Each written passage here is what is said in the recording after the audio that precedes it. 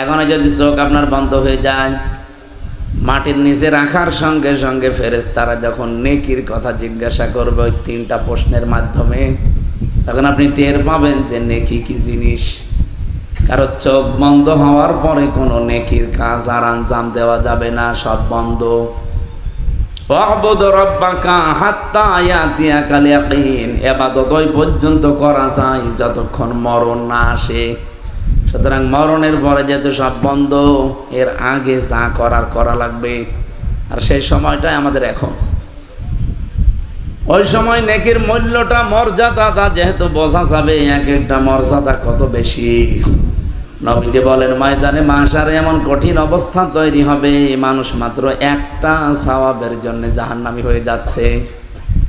আল্লাহ তাকে সুযোগ দিয়ে বলবেন, পৃথিবীর আপনজনদের কাছে যাও। লোকটা তখন হয়তো চিন্তা করবে যে আমার সবচাইতে আপন আমার মা, আমার বাবা, এদের কাছে একটু যাই। মায়ের কাছে যাবার সঙ্গে সঙ্গে মা 500 বছর পর্যন্ত দেখবে পড়ে আছে ওর পা ধরে। মায়ের পা ধরে 500 বছর পরে শেষ পর্যন্ত মা ওর মুখে লাথি দিয়ে বলবে, দুনিয়ায় আমার বিয়ে হয়নি, ছেলে মেয়ে পাবো কোথায়? এটাকে আমি ইয়ার্কি মারছি? বলেন, এটা বাস্তব। এটা যে হবে আল্লাহ 1500 বছর আগে কোরআনে জানিয়ে দিয়েছেন। ইয়াউমা ইয়াফিরুল মারউ মিন আখিহি ওয়া উম্মিহি ওয়া আবিহি ওয়া সাহিবাতিহি ওয়া বানিহি ইলা আখিরি আয়াত। আল্লাহ বলেন, প্রথমেই মানুষ থেকে পালাবে তার ভাই, তার মা, তার বাবা। এখানে 7 প্রকার মানুষের নাম পেয়েছি আমি। প্রথমে ভাই। আমি চিন্তা করলাম আয়াতটা নিয়ে, আল্লাহ দুনিয়ায় আপনজন তো মানুষের কাছে সবচাইতে বেশি ভাই না, আপনজনকে মা। বলেন বলেন। তাহলে কোরআনে আল্লাহ প্রথমে মায়ের নাম না দিয়ে ভাইয়ের নাম দিল কেন? এই আয়াতটা ভুল। এই না মানে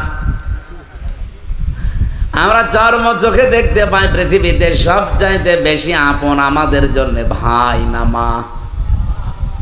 তাহলে আল্লাহর কথা ভুল হয়ে যাচ্ছে না? আল্লাহ প্রথমে মায়ের নাম না দিয়ে ভাইয়ের নাম দিলেন কেন? ইয়াউমা ইয়াফিরুল মারউ মিন আখিহি, তোমার ভাই আগে পালাবে। এর দ্বিতীয় নম্বরে আল্লাহ দিয়েছেন তোমাদের মা পালাবে, বাবা পালাবে। তারপরে স্ত্রীর নাম আছে, সন্তানের নাম আছে, বন্ধুর নাম আছে। এরপরে পৃথিবীর আস্তে আস্তে দূরের লোক। আমি তাফসিরে 7 প্রকার মানুষের নাম এখানে পেয়েছি। ও ঝিনাইদহবাসী, একটু খেয়াল করে শোনেন। ভাইয়ের নাম প্রথমে দেওয়ার পেছনে কারণ হচ্ছে এই,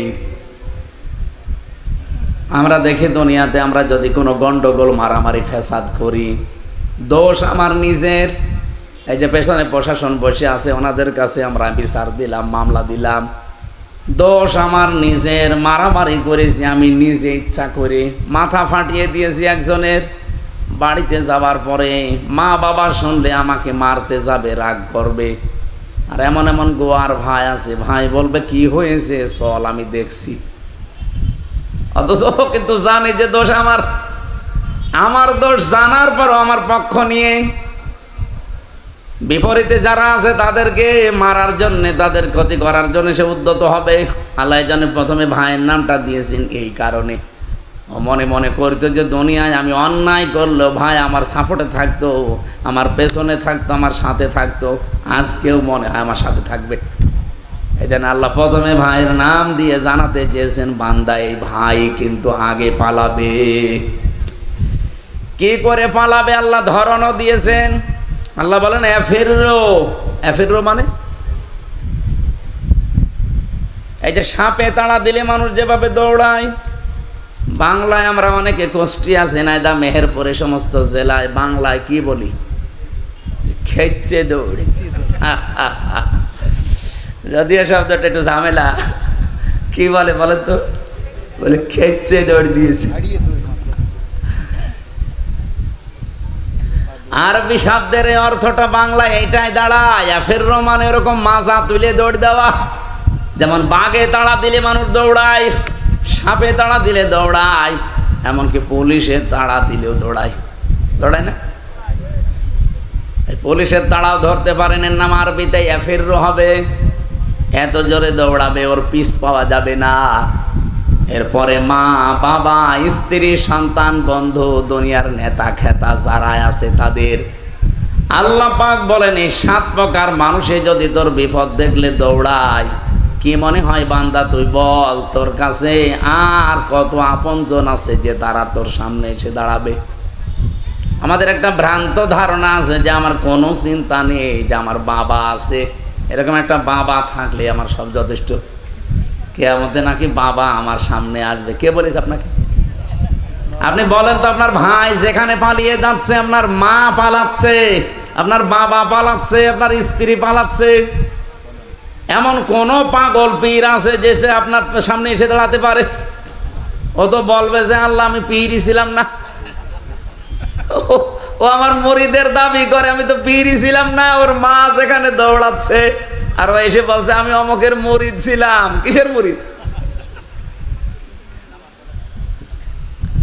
আমার কথা হচ্ছে এখানে যে মানুষগুলো পৃথিবীতে আল্লাহর দ্বীনের দিকে মানুষকে ডাকে, হক পথে ডাকে, শিরিক বেদাত থেকে মুক্ত করার চেষ্টা করে, শিক্ষার জন্য আপনি তার কাছে যাবেন। যেটা ফাসাদু আহলা যিকরি ইন কুনতুম লা তা'লামুন, আয়াতের বাস্তব প্রমাণ। যারা জানেন না, যারা জানে তাদের কাছে জেনে নেবেন। এর নাম শিক্ষক, মুআল্লিম, পীর, উস্তাদ, যাই বলেন। কিন্তু যে ভণ্ড আরো শিরিক করাবে আপনাকে, কিয়ামতের ভয়াবহতা জীবনে কোনোদিন সে আপনাকে বলে না, আরো আপনার কাছ থেকে ধান্দাপাতি করে, বুঝবেন ওটা আসলে একটা ধান্দাবাজ। এই কথা বলেন না কেন? পীর ধরার জন্য আপনার লোক বান্না চলে যাচ্ছেন 8 রশি, ওকে পীর। শিরিকের কারখানা তৈরি করেছে ওর দরবারে। এলাকায় যদি কেউ থাকেন সতর্ক হবেন, কারণ আপনার চাইতে আমি নিজে বেশি দেখেছি, কোরআন হাদিসের সাথে মিলিয়ে দেখেছি। এ দরবারগুলো টেকে না, এগুলো সব ভণ্ড। আমার ক্ষমতা থাকলে আমি নিজে তুলে দিতাম, যেহেতু আমাদের আয়ত্তের বাইরে, আমরা শুধু ফতোয়া পর্যন্ত দিতে পারছি, এ পর্যন্তই নিলাম। আর যদি সত্যি আমাদের পেছনে ব্যাকআপ থাকতো, আইন প্রয়োগ করার ক্ষমতা যদি আল্লাহ আমাদেরকে দিয়ে দিত এই দেশে যত অবৈধ ব্যবসা চলছে পীরের নামে সবগুলো চালিয়ে দিতাম। কথা বলুন। আমি জেলে যাওয়ার আগে 20 সালে একবার একটা ফতোয়া দিয়েছিলাম আমার গ্রামে কুষ্টিয়ায়, জেনার ফতোয়া। একজনের স্বামী আছে বিদেশে, আর মহিলা এদিকে একজনের সাথে লাইন করে পেটে সন্তান নিয়ে এসে বলছে এই ছেলের বাপ এই না, মানে এরকম একজন। এখন আমার কাছে বলছে হুজুর কি করবো, ফতোয়া দেন। আরে ভাই আমার নামে তো মুফতি লিখে দিয়েছেন, এমনি তো না, সার্টিফিকেট আছে। এখন ওনার ফতোয়া অনুযায়ী জেনার যে শাস্তি, বললাম যে এইটা যদি বিবাহিত মানুষেরা জেনা করে, যদি সাক্ষ্য প্রমাণে ধরা পড়ে যায়, তাহলে বুক পর্যন্ত মাটির ভেতরে পুঁতে ফেলবেন, আর ওপর থেকে আপনি পাথর বা ইট দিয়ে মেরে দুনিয়া থেকে বিদায় করবেন। এর নাম সঙ্গে সার। কি বলে? এখন ফতোয়া পর্যন্ত শেষ। বলেন তো, আমি যদি এখন এটা বলার পরে গ্রামবাসী সবাই মিলে বলতো ধর এই 2 জনকে যদি মাটির ভেতরে এ পর্যন্ত গেড়ে দিয়ে ইট পাথর দিয়ে দুনিয়া থেকে সঙ্গে সার করতো, আমি বাঁচতাম। দেখা যাচ্ছে মহিলা সঙ্গে সার হওয়ার আগে আমি শেষ, আমার সঙ্গে সার আগে করতো। এই যে পুলিশ এই সেই ধরে নিয়ে যেত, যে বলতো দেশে কি কোরআনের আইন আছে, আপনি কার্যকর করতে গেলেন কোন কারণে? সঙ্গে স্যার আপনাকে করা হবে এবার, যেহেতু দেশে আসলেই তো কোরআনের আইন বাস্তবে কায়েম নেই। হ্যাঁ, আপনি ফতোয়া দিতে পারেন, এই যে আমি এখন ফতোয়া দিলাম, ওই পীরের যে আস্তানা ওইটাও কিন্তু এরকম একটা জেনার মতোই গোনা চলছে, কারণ জেনার চাইতেও মারাত্মক গোনায় শিরিক। কথা বলেন। 48,000-এর উপরে দরবার আছে এই দেশে, আপনি মেলান অধিকাংশ জায়গায় খালি শিরিক হয় আর বেদাত হয়। এর চাইতেও খারাপ কাজ হয় আমার লালনের মাজারে। ওখানে তো বাংলাদেশের একটাই মাত্র জায়গা যেখানে পুলিশ পাহারা দিয়ে গাঁজা খাওয়ায়। এই যে পেছনে পুলিশ আছে না, এরা আরো পাহারা দেয়, খান আমরা আসি। আমার মনে হয় পৃথিবীর যত জায়গায় আমি গেলাম, বাংলাদেশ সহ বিশ্বের বহু দেশে আমি এই ছোট বয়সে গিয়েছি, তাহলে একটাই জায়গা পৃথিবীতে পেলাম যেখানে একেবারে নিশ্চিন্তায় গাঁজা খাওয়া যায়, এমনকি জেলের ভেতরেও খাওয়া যায় না। আমি জেলে থাকাকালীন দেখেছিলাম এক লোক গাঁজার গাছ লাগিয়েছে ভেতরে। ওখানে যিনি আছে দেবদুলাল জেলার, উনি এসে ওই লোকটারে বলছে, আরে বেটা তুই ভেতরে গাঁজার গাছ লাগালি, গাছ পেলি কোথায়? বলছে, স্যার আমি ওই যে মামলার হাজিরা দিতে গিয়েছিলাম, আসার সময় আমার তো বিভিন্ন হিতাকাঙ্ক্ষী আছে, তারা আমার ওই গাঁজার টোপলা দিয়েছিল, আমি তো সবগুলো ধরতে পারিনি, একটা ওই বীজ একটা ধরে ফেলেছি, ধরে মুখের ভেতরে নিয়েছিলাম, কারণ জেলে ঢোকানোর সময় তোমার মেশিনে তোলে, ধরা পড়ে যাব, কোনো জায়গায় নিলে ধরা পড়ে যাবো, এই জন্য মুখের ভেতরে নিয়ে দাঁতের নিচে এমনভাবে রেখেছি যে মেশিনে ধরা পড়িনি। এই ভেতরে নিয়ে এসে ওই যে বোতলের মুখ কেটে ফেলে ওর ভেতরে মাটি দিয়ে আজ 2 মাস আগে এই বীজগুলো লাগিয়েছি, স্যার দেখেন কত বড় হয়েছে। জেলার হিন্দু মানুষ বলছে, বেটা তোরে তোর স্বর্গে দেওয়া লাগবে, গাঁজা খাস এই জন্য পুলিশ ধরে ধরে দিয়ে গেল এখানে, আর তুই এই ভেতরে এসে গাঁজার গাছ লাগিয়েছিস, তোরে এ দুনিয়ায় আর কোনো জায়গায় রাখলে হবে না, তো যেখানেই রাখবো সেখানে তুই গাঁজা খাবি, তোরে স্বর্গে দেওয়া লাগবে। তো হিন্দু মানুষ তো আর বেহেশত বিশ্বাস কর না, স্বর্গ। এই একটাই মাত্র জায়গা পেলাম পৃথিবীতে। আমি অমুসলিম দেশেও গেছি, সিঙ্গাপুর, ওখানে 100 ভাগের 95 জন অমুসলিম বাস করে। থাইল্যান্ডে শ্বাস করে, মুসলিম দেশ অমুসলিম দেশ মিলে যতগুলো জায়গা ঘুরছি, আর বাংলাদেশে তো আমার মনে হয় কোনো থানা আর বাকি নেই, 630টা থানায় আমি কম বেশি গেছি। এই একটাই মাত্র জায়গা কুষ্টিয়ার কুমারখালীর শেওড়িয়া লালনের মাজার, যেখানে নিশ্চিন্তায় আল্লাহর নামে ওরা গাঁজা খাচ্ছে। আবার পুলিশে পাহারা দেয় ধরে ধরে যে কেউ কিছু বলবে না, খান, অন্তত 3 দিন তো ফ্রি। আমার তো মনে হয় সারা দেশ আপনি করিয়ে যাই কয় মন গাঁজা না পাবেন, লালনের মাজারে তার চাইতে বেশি গাঁজা পাওয়া যায়। অথচ মানুষ কিন্তু ওখানে যারা বিভিন্ন ডিস্ট্রিক্ট থেকে আসে, একটারও খারাপ নিয়ত নেই, সবার নিয়ত যে আমি আল্লাহর ওলির দরবারে যাচ্ছি, লালন সাইজির মাজারে যাচ্ছি, আমি ভালো হওয়ার নিয়তে যাচ্ছি। এসে কি ভালো হয় না খারাপ হয়? আগে হয়তো বিড়ি মিড়ি খেতো না, এখন বিড়ি খায়। আগে গাঁজা কি বুঝতো না, এখন গাঁজা নিজে খায়। ও কি ভালো হয়েছে না খারাপ হয়েছে? আর বাকি যে জিনিসের নাম তো বলা গেল না। এখানে যেখানে শিরিক চলে, বেদাত চলে, এই জায়গাগুলো তো জেনা করার চাইতেও খারাপ, মানুষ হত্যা করার চাইতেও এই শিরিকটা খারাপ। কারণ মানুষ হত্যা করে যদি আপনি কিছু তাকে দিয়ে দেন, ওই যে যাকে হত্যা করেছেন তার বাবা মা, তার স্ত্রী, সন্তান, তাদেরকে যদি আপনি জরিমানা দিয়ে দেন, দিয়ত দিয়ে দেন, যদি বলেন যে আমি মেরে ফেলেছি এখন করব কি, আপনি এই বাবার জন্য এই 5 লাখ টাকা আপনাকে দিলাম, উনি যদি বলে না 10 লাখ টাকা দেন আপনাকে মাফ করে দেব, যাকে মেরে ফেলেছেন তার ছেলে মেয়ে, তার বাবা মা যদি এই টাকাটা নিয়ে আপনারে মাফ করে দেয়, আপনি মাফ পেয়ে গেলেন। কথা বুঝতেছেন? আমাদের দেশের যে আইন কানুনগুলো ব্রিটিশের আইন দিয়ে চলছে, এই যে মানুষ মরে গেলে 8 বছর, 10 বছর, 15, 20 বছর জেল খাটে, এরপরে হয়তো তার ফাঁসি দিয়ে দেয় না, এটার দ্বারা আপনার মাফ হবে না। মাপ পাওয়ার জন্য 15, 20 বছর, 22 বছর, এখন 30 বছর করে জেল দেয়। এই জেল খাটা আসলে এই পাপের শাস্তি না।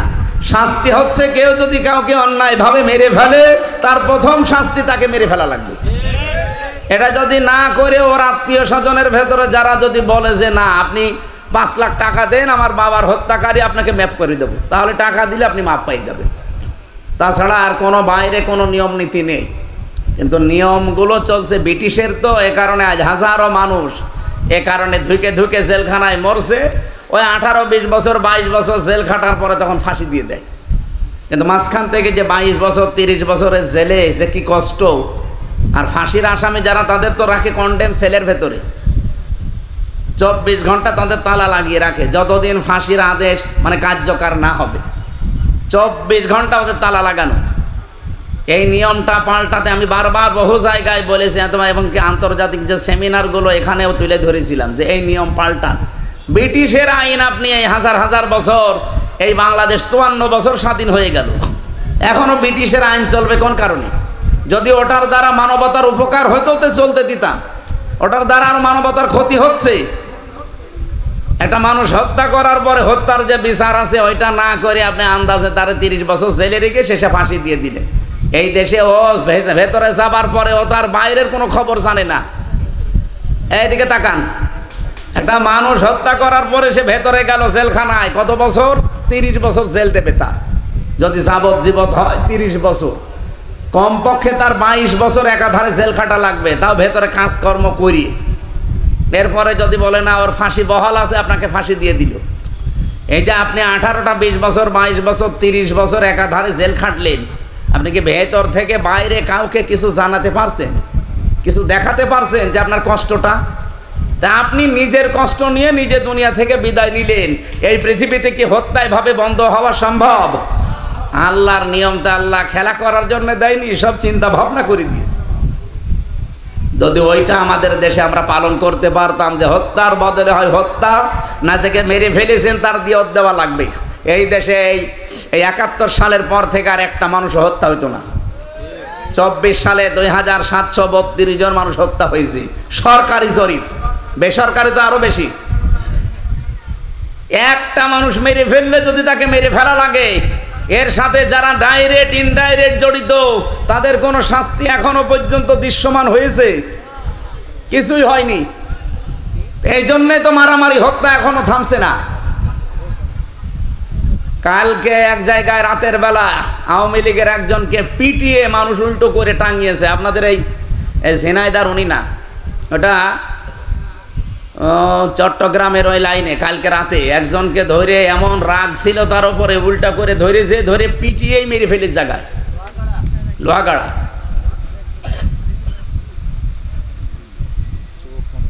এটা বন্ধ হওয়া সম্ভব না ভাই। এই জন্য এই আইনগুলো আমরা চাই তাড়াতাড়ি। আন্তর্জাতিক সেমিনারগুলো তো বিভিন্ন জায়গায় রাষ্ট্রপ্রধান তাদের কাছে নিয়ে আসা হয়, যারা দায়িত্বশীল তাদের কাছে নিয়ে আসা হয়। মালয়েশিয়া সেদিন ইন্টারন্যাশনাল ইসলামিক ইউনিভার্সিটির একটা সেমিনার ছিল, আমি 6টা পয়েন্টের উপরে কথা বলতে গিয়ে এটা তুলে ধরেছিলাম। তখন যেহেতু রমজান মাস ছিল, রমজানের তাকওয়ার স্তরগুলো বলছিলাম 6টা, তার ভেতরে এটা একটা ছিল যে আমাদের মুসলিম বিশ্বের বিভিন্ন দেশে, প্রায় 57টা দেশ আমরা মুসলিম দেশ, এখানে এখনো পর্যন্ত ব্রিটিশ আইন, মানুষের তৈরি করা আইন চলে। এই আইন দিয়ে পৃথিবী পাল্টানো সম্ভব না। আর সাময়িক হয়তো শান্তি আসতে পারে, কিন্তু চর্মচোখে দেখে ওর ওপরে মানবতার জন্য আরো অশান্তি নেমে আসে।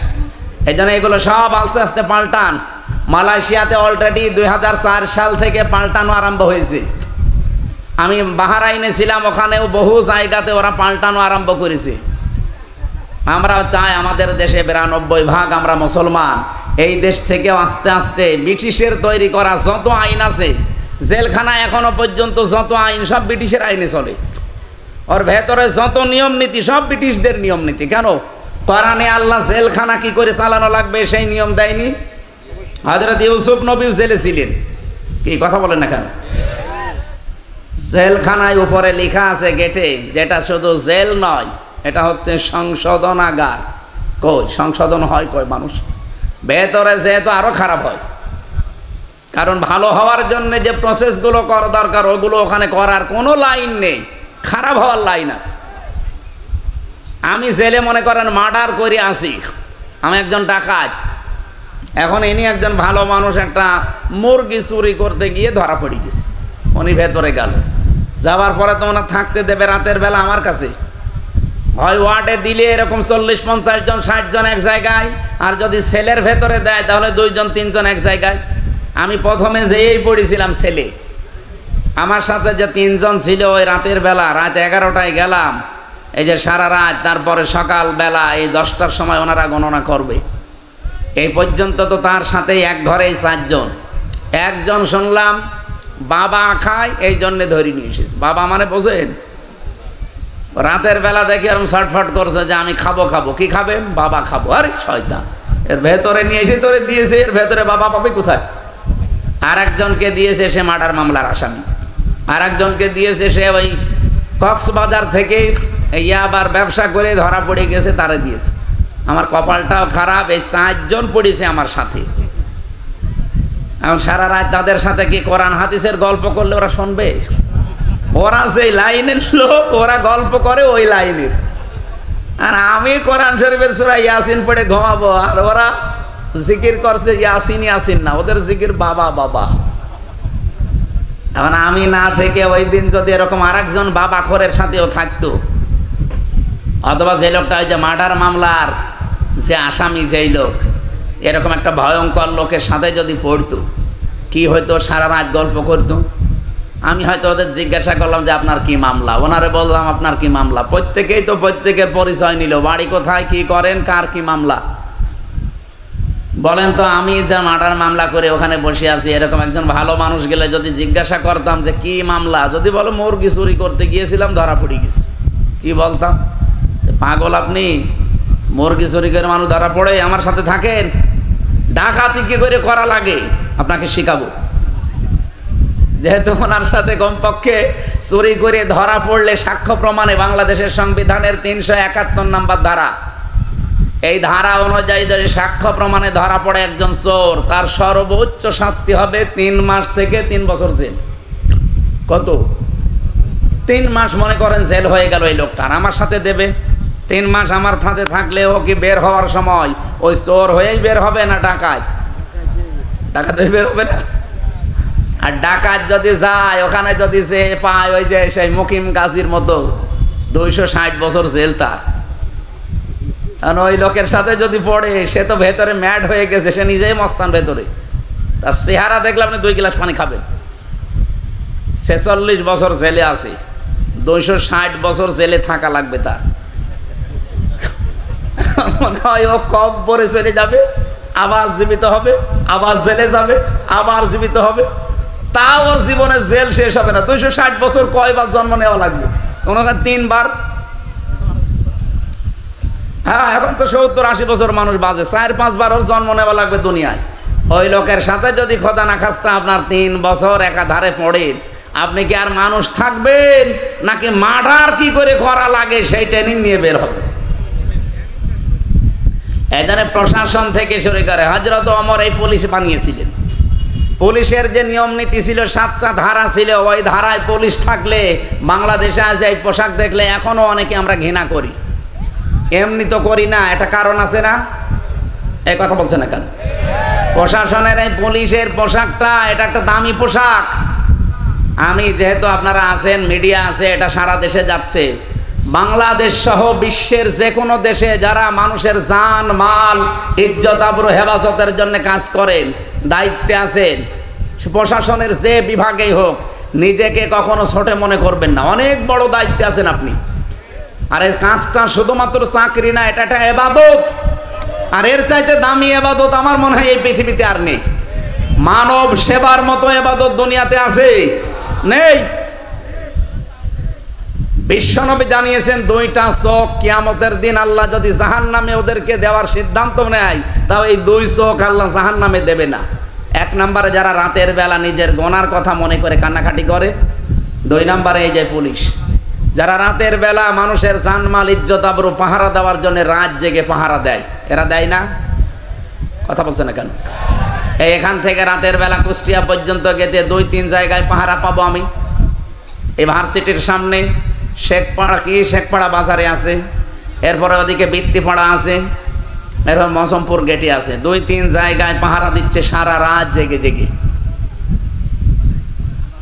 এই জন্য নবীজি আন্দাজে তো বলেন না, বলেছে এই চোখ আল্লাহ জাহান্নামে দেবে না, আগুনের সাথে পোড়াবে না, কারণ এরা রাত জেগে মানুষের ইজ্জত আবরু জান মাল হেফাজতের জন্য রাত জেগে থাকে।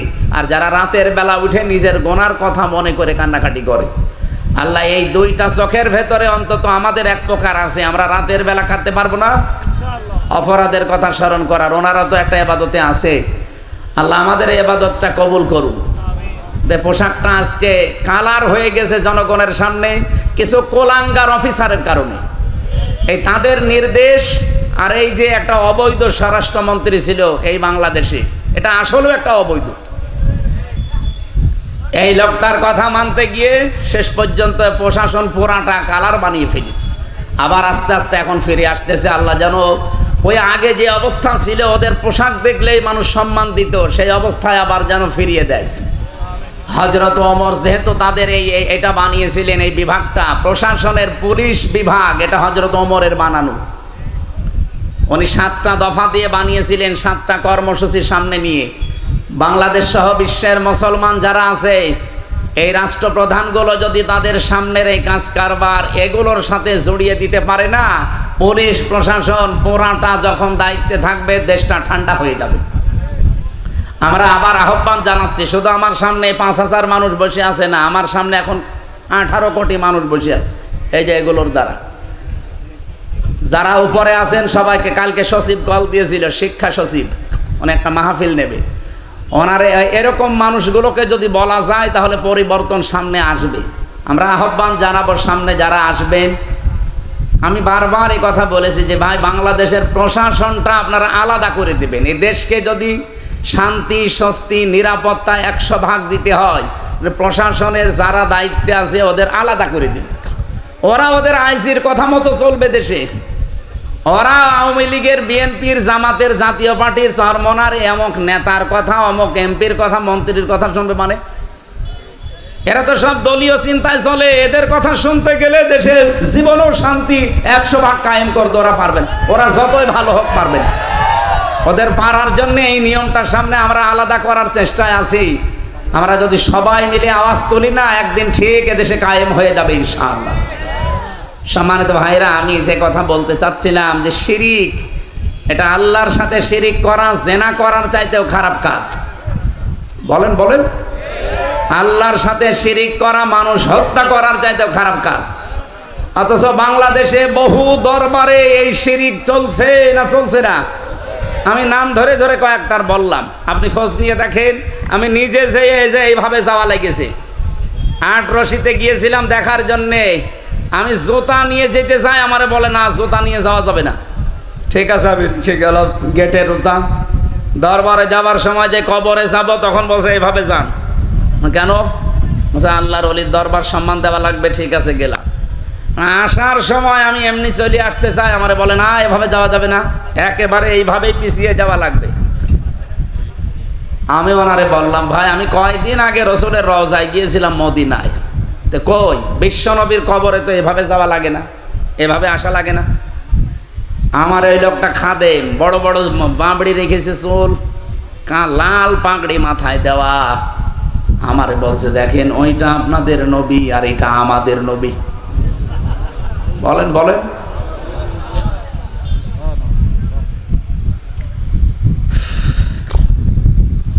ও ঝিনাইদহ শৈলকুপার মানুষেরা যে কথা তুলেছিলাম, ওই কথাটা রিপিট করছি আবার। এই পৃথিবীতে মা বাবা, নিজের আপন ভাই যদি দৌড় দেয়, আপনি আজ যাদের উপরে ভরসা করে আছেন যে আমি বাবার দরবারে যাই, বাবার মুরিদ, উনি বাঁচাবে, কসম আল্লাহর, কোরআন আমি সামনে নিয়ে বলতে পারি, ও কিয়ামতে অস্বীকার করে বলবে, আল্লাহ আমি পীরই ছিলাম না, মুরিদ পাবো কোথায়? কারণ আমি নিজের চিন্তাই বাঁচে না, ওর ঝামেলা ঘাড়ে নিয়ে আমি মরবো। এজন্য শিক্ষিত মানুষ আপনারা, অন্তত বিবেক তো আছে, কারো উপরে ভরসা করবেন না। ভরসা শুধু হবে আপনার নিজের কাজকর্মের উপরে। কথা বুঝতেছে? যতটুকু কাজ দুনিয়াতে করেন, আপনি দেখবেন এই কাজ দিয়ে কিয়ামতের বিশাল এই জীবন পার হওয়া যাবে কিনা। কোরআনে কারিমে আল্লাহ জানিয়েছেন, ইয়াবাদুল মুজরিমু লাউ ইয়াফতাদি মিন আযাবি ইয়াউমিযিন বিবানি ওয়া সাহিবাতিহি ওয়া আখিহি ওয়া ফাসিলাতিহি আল্লাতী তুওয়ি ওয়া মান ফিল আরদি জামিআন সুম্মা ইউনজি ইলা আখিরি আয়াত। সূরা মারিজের ভেতরে আছে 11 নম্বর আয়াত থেকে শুরু। আল্লাহ পাক বলেন, কিয়ামতে ভয়াবহ দৃশ্য দেখার পরে বহু মানুষ বলবে, আল্লাহ আমার সন্তানকে আমি তোমার কাছে মুক্তিপণ হিসাবে দিয়ে দিলাম, আমাকে তুমি মুক্তি দাও। এই এদিকে তাকান, এত কঠিন জালজালা অবস্থা কিয়ামতে আল্লাহ পয়দা করবে যে মানুষ তার প্রথমেই সন্তানকে বলবে আল্লাহ এটা দিয়ে দিলাম, কি হিসাবে বলেন বলেন? মুক্তিপণ। এই ছেলে, কোন দিকে তাকান আপনি?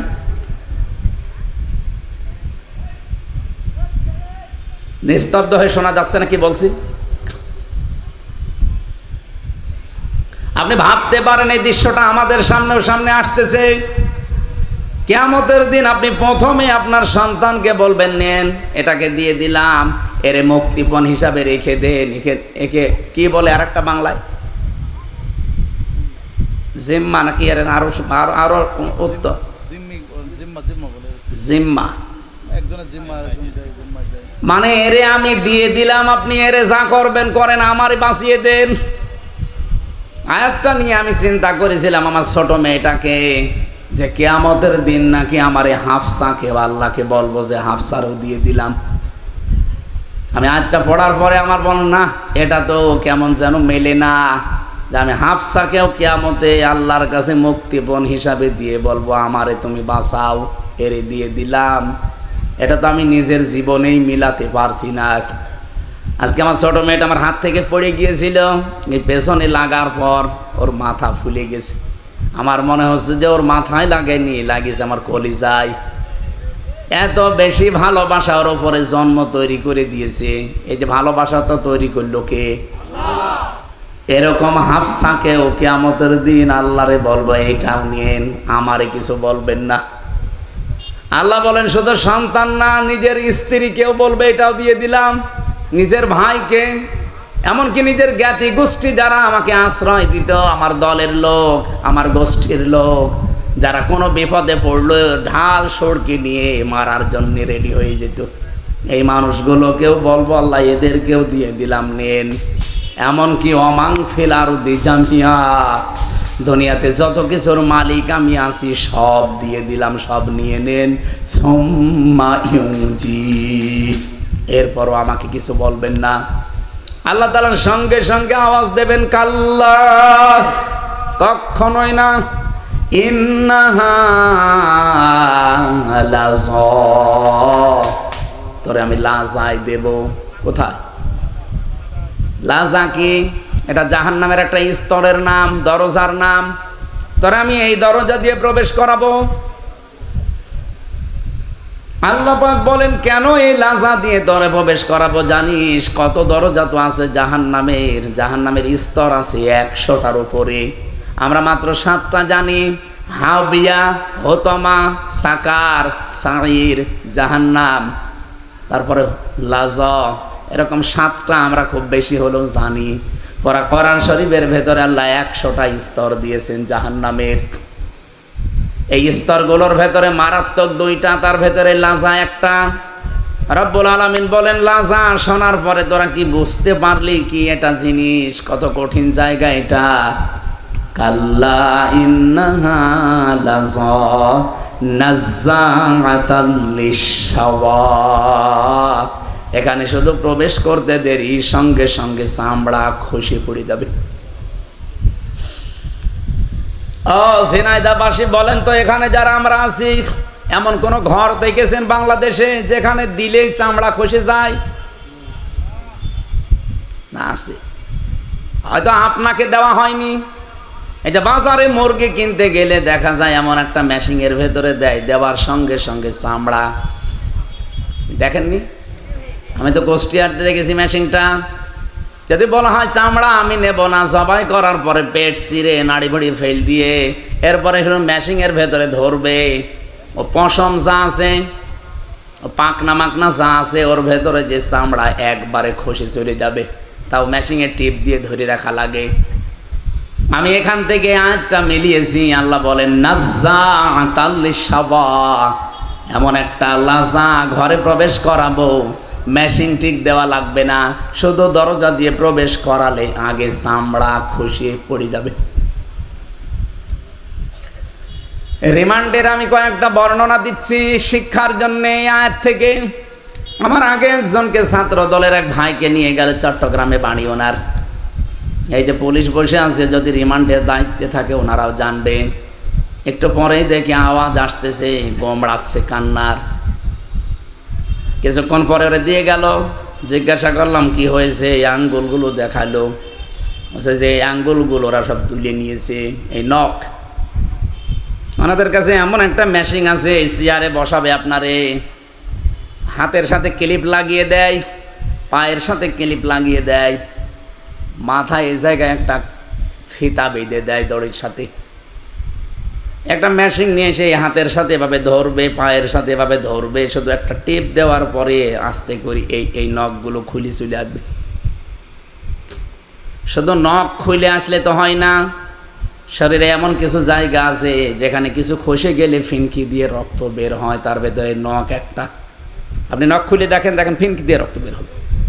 রক্ত বন্ধ করার জন্য তো ঔষধ দেওয়া লাগে। আমার নিজে ওই ভাই বলছিল যে আমার এই জায়গায় লবণ ছিটিয়ে দিয়েছে। লবণ আবার দুই প্রকার হয় দেখবেন, একটা মোটা মোটা আর একটা মিহি পাতলা। ওই মোটাটা দিলে অত জ্বলে না, কিন্তু পাতলা যেটা ওই যে মোল্লা সল্ট, দেখিয়েছেন মোল্লা সল্ট, ওটা আপনি দিয়ে দেখেন কোনো কাঁটা জায়গায়, আর যদি রক্ত প্রবাহিত হতে থাকে কি জ্বলা যন্ত্রণা যার হয় সে ছাড়া এটা বোঝানো যাবে না ওয়াজ করে। লোকটার চিৎকার শুনে ওই দিন দেখেছিলাম যে আল্লাহ করে কি। আমার এখানে একটা চাপ দিয়েছিল সেই 21 সালের প্রথম দিকে। রিমান্ড আমার যখন টাঙিয়েছিল উপরে, খালি একটা চাপ দিয়েছিল প্লাস দিয়ে, আমার তাও নখ তোলেনি, খালি এই চাপের কারণে এই যা 4.5 বছর চলছে, এখনো পর্যন্ত দাগ হয়ে আছে, এখনো মেলে নাই, খালি তবে একটা আঙ্গুলে। আর নাজ্জাত আল-শাওয়ার বর্ণনা ফি জিলালিল কোরআন লিখেছে, আমার মনে হচ্ছে এটার সাথে আমি মিলিয়ে আমার নিজের জীবন একটু ঘটেছে। আল্লাহ বলেন একটা ঘরে শুধু প্রবেশ করাবো, সঙ্গে সঙ্গে চামড়ার এই নখ সব খসে পড়ে যাবে 1 সেকেন্ডে। ওই লোকটাকে নিয়ে মেশিনে বসিয়ে ওনার শুধু নখ তুলেছে, তাও কত সময় লেগেছে, কষ্ট পেয়েছে। আর আপনারা শুধু ঘরে ঢোকাতে দেরি, সব খুলে চলে যাবে সঙ্গে সঙ্গে। আল্লাহ বলেন এই কঠিন অবস্থা কাদের জন্য জানো? তাদউ মান আদবারা ওয়া তাওয়াল্লা ওয়া জামা ফাআওয়া। এখানে 2টা বিষয় আছে দুনিয়াতে, যারা এগুলো করবে তাদের এই ঘরে আল্লাহ প্রবেশ করাবে। 1 নম্বরে যাদেরকে সত্যের দিকে ডাকা হয়, আল্লাহর বিধানের দিকে, সত্যের দিকে ডাকার পরে দুনিয়ার কোনো স্বার্থের দিকে তাকিয়ে সে আল্লাহর বিধান ওভারটেক করে চলে যায়। আর এই শ্রেণীর মানুষ বাংলাদেশে বেশি। এই কথা বলছেন, তাদেরকে ডাকবে মান আদবারা ওয়া তাওয়াল্লা, যে ব্যক্তি মুখ ফিরিয়ে নেয়, অ্যাবাউট টার্ন করে চলে যায়। বাংলাদেশের মতো এত তাফসীর, এত ওয়াজ, এত নসিহত পৃথিবীর কোনো দেশে আমি পাইনি। আমি মালয়েশিয়া যে 9 দিন ছিলাম, মাত্র 4টা মাহফিল করেছি, তাও ময়দানে না, সব অডিটোরিয়ামে। তবে এত কথা বলা লাগে না, মাত্র 45 মিনিটের মতো একটা ক্লাস করা হয় একটা আয়াতের উপরে।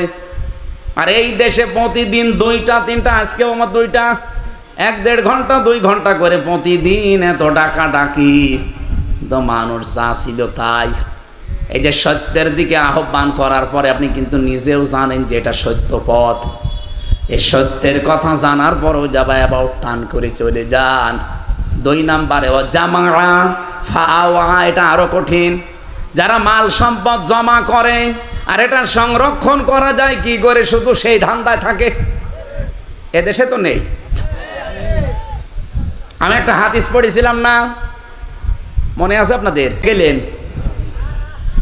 মুসলিম শরীফের হাদিস, আমি আলেমদেরকে বলছি খুব ভালো করে খেয়াল করেন। নবীজি হযরতে আবু যর থেকে বর্ণিত, তিনি বলেন আমি প্রায় 83-84 কিলোমিটার দূর থেকে আসলাম নবীর কাছে। ডাক দিয়ে বললাম, হে রাসূল, বারবার তো আসতে পারি না আপনার কাছে, এমন কিছু কথা আপনি আমারে বলেন আমি যেন মেনে চলতে পারলে জান্নাতি হয়ে যেতে পারি। বিশ্বনবী বললেন, একটা কথা মেনে চলবা। কয়টা? বলেন বলেন। নবীজিকে হযরত আবু যরকেই বলেছিলেন না আমরাও আছি, আমরা যদি থাকি নবীর এই আদেশের ভেতরে, দেখেন তো আপনি মানছেন কিনা। মানিদ্দা মা লাইসা লাহু ফালাইসা মিন্না ওয়ালিয়াতাবাওয়া মাকআদাহু মিনান নার। নবীজি বলেন যে জিনিস তোমার না, ওইটা যদি তুমি জোর করে নিজের দখলে নিয়ে নাও। আবার শোনেন, যেই জিনিস আপনার না ওইটা যদি আপনি জোর করে জবরদস্তি করে যে কোনো কায়দায় নিজের দখলে নিয়ে নেন, নিজে ভোগ করেন, যতদিন ওইটা আপনার আন্ডারে থাকবে আপনি ভোগ করবেন, ওই সময় থেকে আপনি 1 নাম্বার শাস্তি পাবেন, ফালাইসা মিন্না। ওখান থেকে আপনি নবীর উম্মত আর নেই, আপনি অন্য কিছু হয়ে গেছেন। ফালাইসা মিন্না, সে আমার দলভুক্ত না, সে আমার উম্মত না।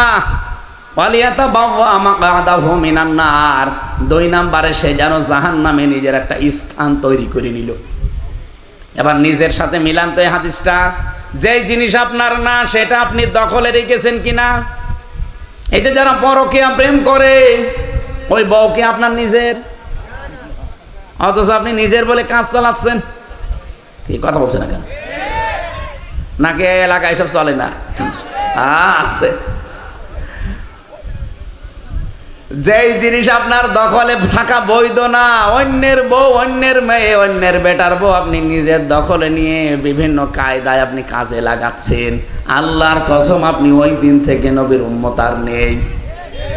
এমনকি আগস্টের 5 তারিখের পর থেকে বাংলাদেশে এই 9 মাসের ভেতরে বহু মানুষ যেটা যার না সেটা সে দখল করে নিজের আয়ত্তে নিয়ে নিয়েছে।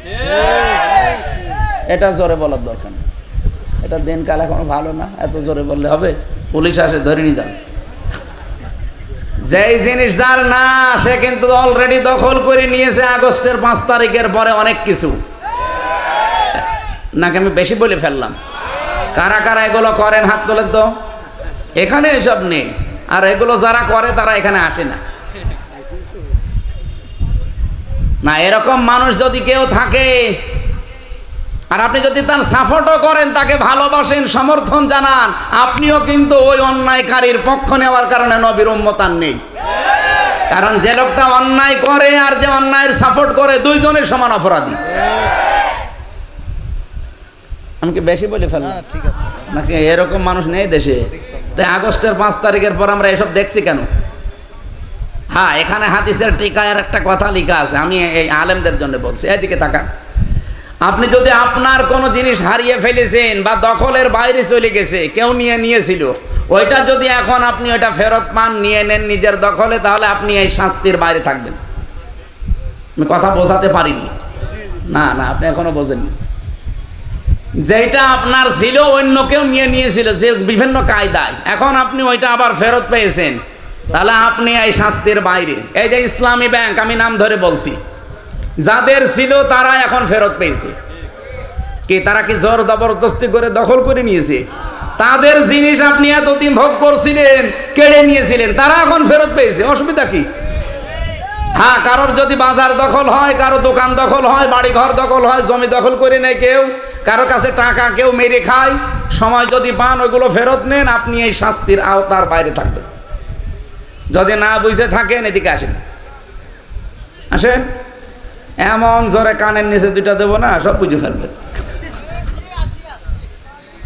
এত বাংলায় বলার পরেও বলে হুজুর আমি বুঝি না। বুঝি না মানে চাঁদাবাজি করার সময় বলছো, আরে বাংলা বসতো না। হাদিসের প্রথম অর্থ আমি দেখতে পাচ্ছি যে ফালাইসা মিন্না, সে আমার উম্মত না। বাংলাদেশে আজ বহু মানুষ নবীর উম্মত থেকে অলরেডি বের হয়ে গেছে। আর 2 নাম্বার কি? ওয়ালিয়াতাবাওয়া মাকআদাহু মিনান নার, সে যেন জাহান্নামে টিকিট কেটে একটা সিট বরাদ্দ করে নিল। এদেশে এখন অনেকে নিয়েছে, এখন সামনেও অনেকে নেবে বলে আশায় আছে। কি কথা বলছে না কেন? এই যে আজ হিন্দুরা যে সমস্ত বাড়ি ঘরগুলো দখল করে নিচ্ছে, আমাদের মুসলমানদের দেওয়া ওয়াকফ করার সম্পদগুলো আজ অবৈধ আইন তৈরি করে একটার পর একটা দখল করছে, আর আল্লাহর ঘর মসজিদগুলো তারা মাটির সাথে মিশিয়ে দিচ্ছে। এই পৃথিবীর সবচাইতে বড় উগ্র, সবচাইতে বড় জঙ্গি রাষ্ট্র হচ্ছে ভারত। পৃথিবীর মানচিত্রে 257টা রাষ্ট্র আছে।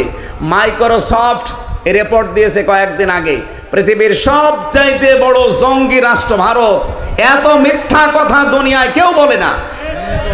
ওরা এখন অলরেডি ডাঙ্গা বাঁধিয়ে দিয়েছে, কাশ্মীরে ডাঙ্গা অলরেডি বাঁধিয়ে দিয়েছে। আজকে দেখেছেন না, আমি 2 জনকে কোপাতে দেখলাম, 2 জন মুসলমানকে দাড়িওয়ালা মানুষ দেখলাম পড়ে আছে রাস্তায়, 2 জন উগ্রপন্থী হিন্দু এরা কোপাচ্ছে। বিশ্বের মুসলমান সহ বিশ্বের দায়িত্বে যারা আছেন, এই পৃথিবীর নিকৃষ্ট মানুষ এই নরেন্দ্র মোদী নামে এই কোলাঙ্গারকে থামান। একটা মাতাল, এই শয়তানকে যদি না থামানো হয়, বিশ্ব কিন্তু সামনে আরো ভয়াবহতা অপেক্ষা করছে। তামাম দুনিয়ায় কিন্তু এটা ছড়িয়ে যাবে। আপনি আল্লাহর ঘরগুলো ভাঙছেন না, এটা মুসলমানের কলিজা ভাঙছে। আমার ঘর ভেঙে দিলেও আমার মনে হয় এত কষ্ট আমার হইতো না এই ঘর ভাঙার কারণে। আজকেও মসজিদ ভেঙেছে একটা। আর পৃথিবীর সবচাইতে বড় নিকৃষ্ট এখন তালিকায় আদিরা। 1940 সালে তাদেরকে থাকতে দিয়েছিল। এই যে রোহিঙ্গারা যেমন আছে না, তাদের 1940 সালে এই চীনের মুসলমানেরা দয়া করে বলেছিল আপনারা এখানে থাকেন, আর ওই শয়তানরা এখন তাদেরকে তাড়িয়ে দিচ্ছে। এখন সব কিছু তারা দখলে নিয়ে নিচ্ছে। এই যে জিনিস যার না, ওইটা যদি কেউ দখল করে নিজের আয়ত্তে নিয়ে নেয়, সে সঙ্গে সঙ্গে নবীর উম্মত আর নেই। 2 নম্বরে সে জাহান্নামে। ওরা তো এমনি জাহান্নামে যাবে, কিন্তু আমরা অনেকেই নবীর উম্মত থেকে যেন বের হয়ে না যায়। আল্লাহ আমাদের বাঁচিয়ে দেন, বলেন আমিন। এই জন্য যারা মাল সম্পদ আজ বৈধ অবৈধভাবে জমা করছেন শুধু, আর কি করে সংরক্ষণ করা যায়। হাজার হাজার বছর আগে মুসলমানেরা এই সম্পদগুলো অক্ষ করেছিল, আজ দখল করে নিজেরা আজ ভোগ করবেন। আর এগুলো কি করে সংরক্ষণ করা যায়, বিভিন্ন আইন পাশ করছেন। আল্লাহর কসম, আপনারা তো জাহান্নামে যাবেনই। এই ওয়াজ আপনাদের জন্য না, মুসলমানের ভেতরে যদি কেউ এই চরিত্রের অধিকারী হয়, আল্লাহ তাদেরকে জন্য এই ওয়াজ করছি, তারা যেন বেঁচে থাকতে পারে, বলেন আমিন। এরপরে 3টা চরিত্রের কথা আছে। ইন্নাল ইনসানা খুলিকা হালুয়া ইদা মাসসাহুশ শাররু জাজুআ ওয়া ইদা মাসসাহুল খায়রু মানুয়া। আমরা তাফসিরে যাওয়ার মতো সময় পাচ্ছি না, কারণ একটা আয়াতে লক্ষ লক্ষ কথা আল্লাহ আমাদের জন্য দিয়েছিলেন। সূরা আলে ইমরানের যে 133 নম্বর আয়াতের আলোচনা ছিল, মাগফিরাত ক্ষমা পাওয়ার জন্য আল্লাহর রহমতের দিকে দৌড়াও। ওয়াসারিউ ইলা মাগফিরাতিম মির রাব্বিকুম ওয়া জান্নাতিন আরদুহাস সামাওয়াতু ওয়াল আরদ উইদ্দাত লিল মুত্তাকিন।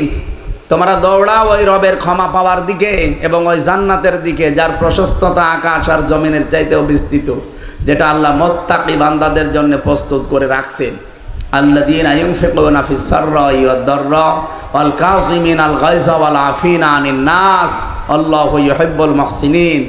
যারা সচ্ছল অসচ্ছল যে কোনো অবস্থায় থাক, যতটুকু পারে খরচ করে যায়, তার সম্পদ হোক, তার সম্মান হোক, তার প্রভাব প্রতিপত্তি হোক, তার ক্ষমতা হোক। প্রশাসনে যারা দায়িত্বে আছেন তারা ওই পোশাক পরে কিন্তু এমন এমন ভালো ভালো কাজের আঞ্জাম দিতে পারে যদি ইচ্ছা করে, যে কাজ আমি হামজা করতে পারবো না। পারবো? বলেন বলেন। এই জন্য যে যেখানে দায়িত্বে আছেন ওই দায়িত্বটা পালন করার ক্ষেত্রে আপনি মনে করবেন এটাও একটা খরচ। একটা ভালো মানুষকে ধরে নিয়ে যেয়ে থানার ভেতরে ধরে পিটাচ্ছে। এখন ওসি সাহেব যদি এই নিচের যে এসআই আছে তারে বলে, বেটাই কি করিস, ওনার চেহারা দেখে, ওনার চেয়ারের পাওয়ার দেখে কিন্তু লোকটাকে ছেড়ে দিতে বাধ্য হবে। এই জন্য এই জায়গায় ওনার এই সম্মান খরচ, এটাও কিন্তু খরচের ভেতরে। যে যে জায়গায় আসি আমরা, টাকা হোক, পয়সা হোক, ক্ষমতা হোক, প্রভাব প্রতিপত্তি হোক, আইন হোক, এটা খরচ করা। আল কাযিমিনাল গায়যা, রাগ হলে চেক দেওয়া। আজ বাংলাদেশে এই নিয়মটা না মানার কারণে হাজারো পরিবারে তালাক হয়ে যায়। রাগ হলে আগে তালাক দেয়, চেক দেওয়া যায় না। আপনি যখন রাগ হবে স্ত্রীর প্রতি বা স্ত্রী স্বামীর প্রতি, ডিভোর্স না দিয়ে, তালাক না দিয়ে, এই চিন্তা করবেন যে এই স্বামীর বা এই স্ত্রীর অনেক উপকার আমার জীবনে আছে। এ বহু জেনা থেকে আমার দুনিয়ায় বাঁচিয়ে দিয়েছে এই স্ত্রী, এই স্বামী। এই চিন্তা করে নবীজি বলেন, আজকের এই অপরাধটা মাফ করে দাও, আল্লাহর আরশ খুশি হয়ে যাবে। আল্লাহ আফিনা আনিন নাস, সুযোগ পেলেই দুনিয়ায় মানুষকে মাফ করে দাও, মাফ করে দাও। তাহলে একটা যদি মাফ করে দেন, কিয়ামতের দিন আল্লাহ কমপক্ষে 70টা অপরাধ মাফ করে দেবে। পারিবারিক জীবন থেকে সামাজিক আন্তর্জাতিক জীবন পর্যন্ত যে যেখানে যতটুকু আছি, আমাদের রাগ কন্ট্রোল করা, চেক দেওয়া এবং মানুষকে যদি সমর্থ থাকে, সুযোগ থাকে, মাফ করে দেওয়া। আল্লাহ আমাদেরকে এই গুণাগুলো অর্জন করে জান্নাতের দিকে এগিয়ে যাওয়ার তৌফিক দিন, আমিন। আমি শিক্ষিত মানুষ যারা আছেন ভাইরা, আমাদের সৃষ্টি নিয়ে একটা বই লিখেছি, সৃষ্টি কিভাবে আল্লাহ বানিয়েছে সেই প্রথম থেকে। ওইটা আউযু বিল্লাহি মিনাশ শাইতানির রাজিম। বিসমিল্লাহির রহমানির রহিম।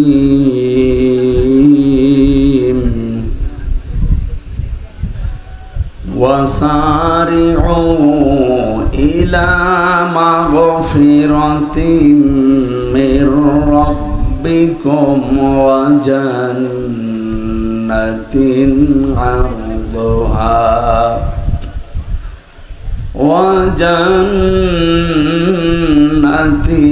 عرضها السماوات والأرض أعدت للمتقين صدقت يا ربنا। এই ঠিক আছে তো জানতেন।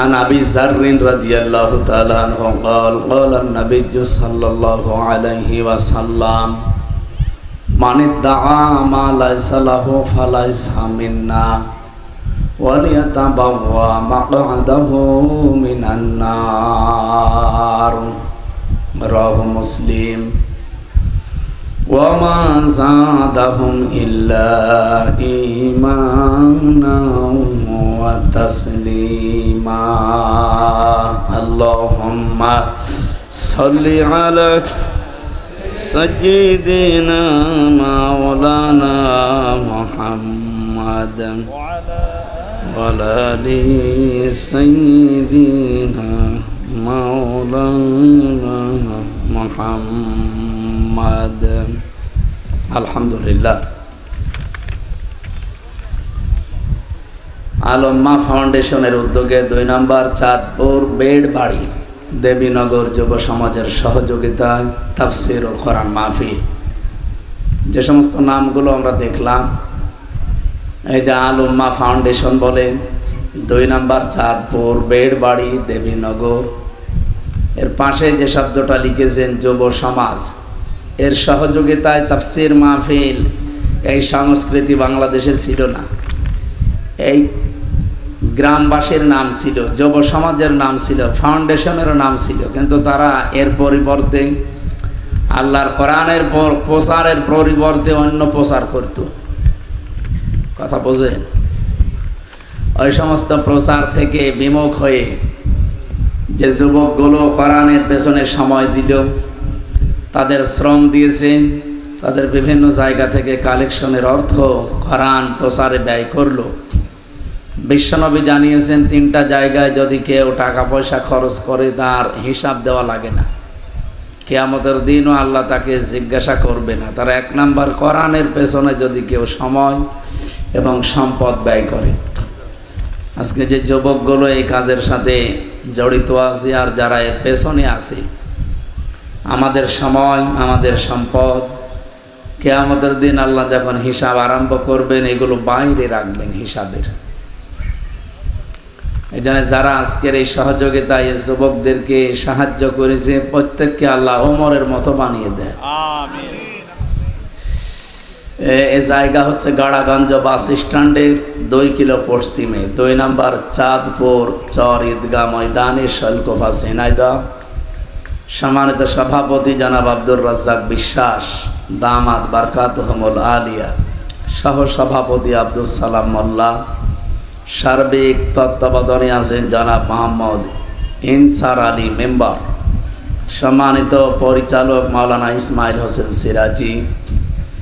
এতক্ষণ যারা আলোচনা রাখলেন, আপনাদের এই জেলার সন্তান, ইসলামিক চিন্তাবিদ হাফেজ মাওলানা মাহফুজুর রহমান হাকিমপুরি, বিশেষ অতিথি আপনাদের এলাকার সন্তান এই শৈলকুপার পরিচালক ইনসাফ হজ কাফেলা শৈলকুপা ঝিনাইদহ আলহাজ আহসান আলী সাহেব, মঞ্চে বসা অন্যান্য ওলামা ইকরাম, সামনে বসা মুসলমান ভাইরা, পর্দার আড়ালের সম্মানিতা মা এবং বোনেরা, প্রশাসনের ভাইরা, প্রাণ প্রিয় শৈলকুপাবাসী, আল্লাহর দরবারে শুকরিয়া জানাচ্ছি যিনি দিনের বেলায় হাজারো কাজকর্ম আমাদের ছিল, এমনকি দুপুরে নামাজ পড়ার পরে মানুষ খাবার দাবার খেয়ে এই যে কাইলোলা বলে শরীর ছেড়ে দিয়ে একেবারে মরণের ঘুম ঘুমায় না, নিয়ম সর্বোচ্চ 15-20 মিনিট আপনি গড়াগড়ি করবেন। অন্যান্য সময় খাবার খেয়ে যেও যদি শুয়ে পড়ে তার শরীরের ক্ষতি হয়, শুধু দুপুরের এই সময়টা খাবার খাওয়ার পরে কোনো মানুষ যদি 15-20 মিনিট একটু গড়াগড়ি করে ওর শরীরের উপকার হয়।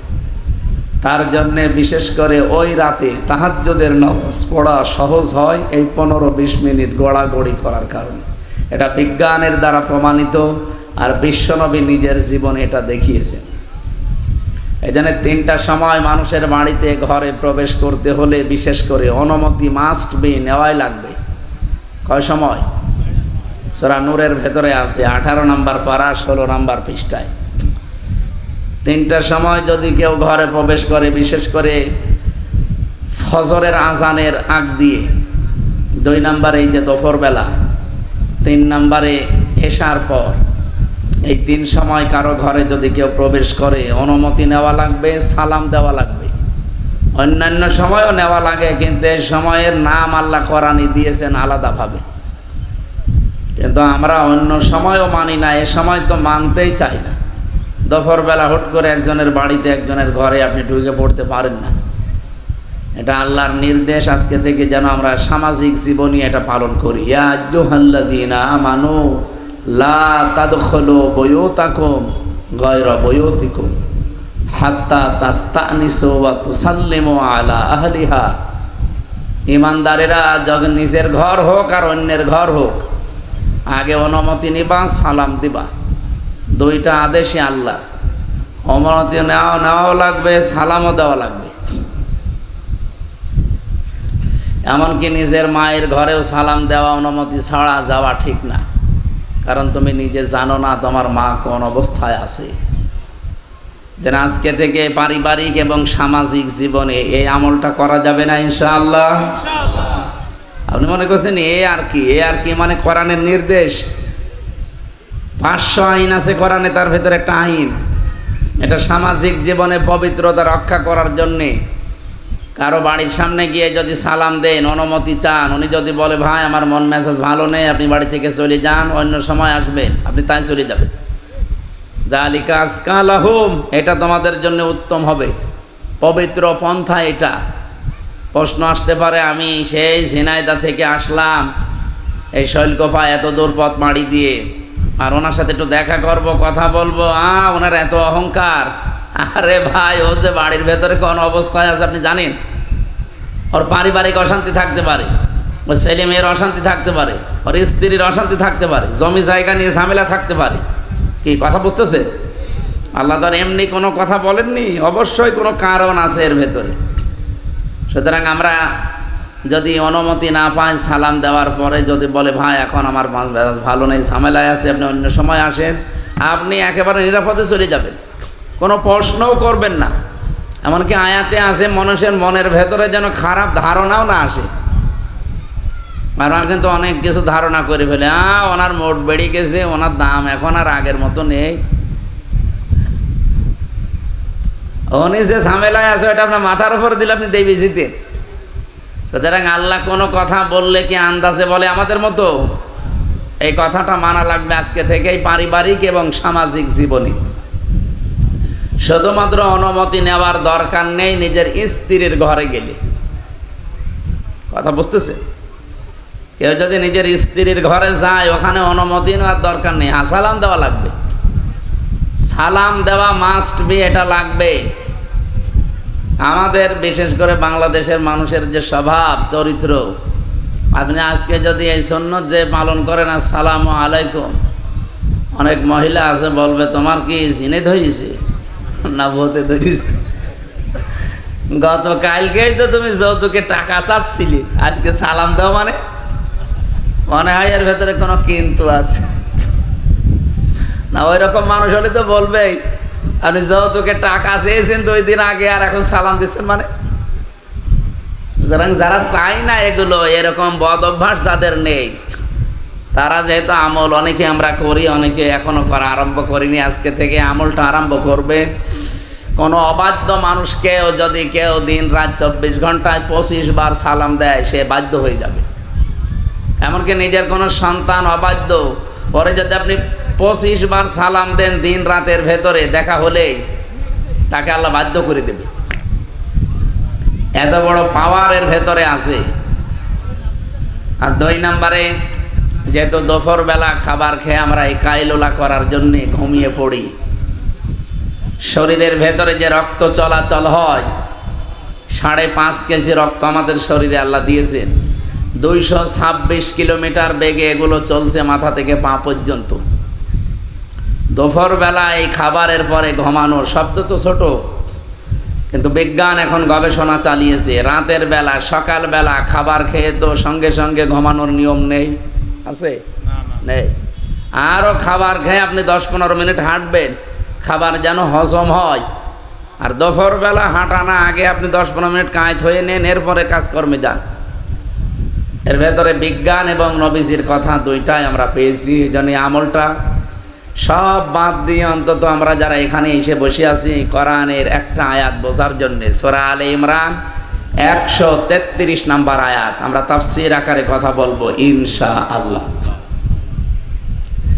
স্থান কাল পাত্র ভেদে যেহেতু কথা বলা লাগে, এজন্য আল্লাহর প্রশংসা আদায় করে নিচ্ছি, যেটা একটা ভালো কাজ। এইটা কোরআনে কারীম জানিয়েছে, লাইন শাকারতুম লাযিদান্নাকুম ওয়া লাইন কাফারতুম ইন্না আযাবি লাশাদীদ।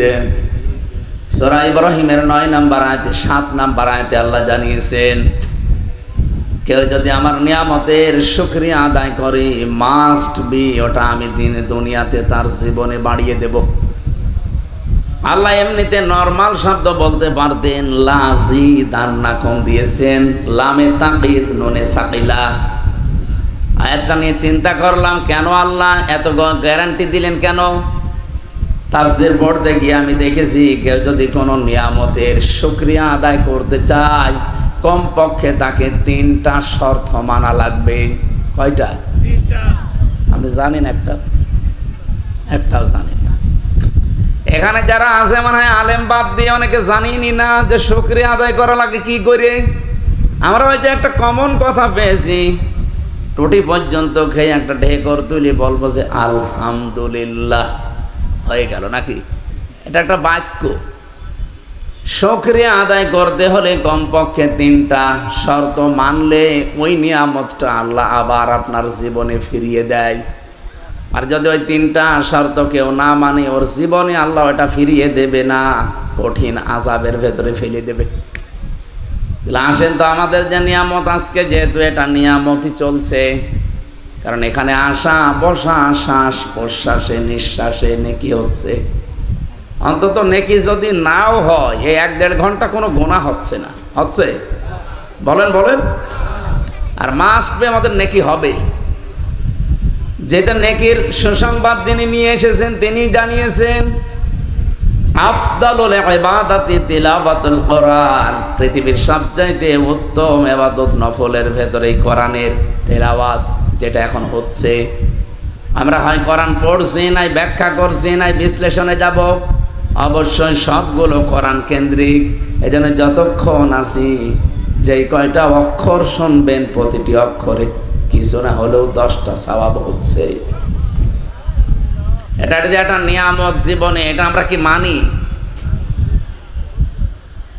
হ্যাঁ, হয়তো এখন ধর্মচক্ষে কিছু দেখা যাচ্ছে না, এই জন্য আমাদের কাছে কিছু মনেও হচ্ছে না।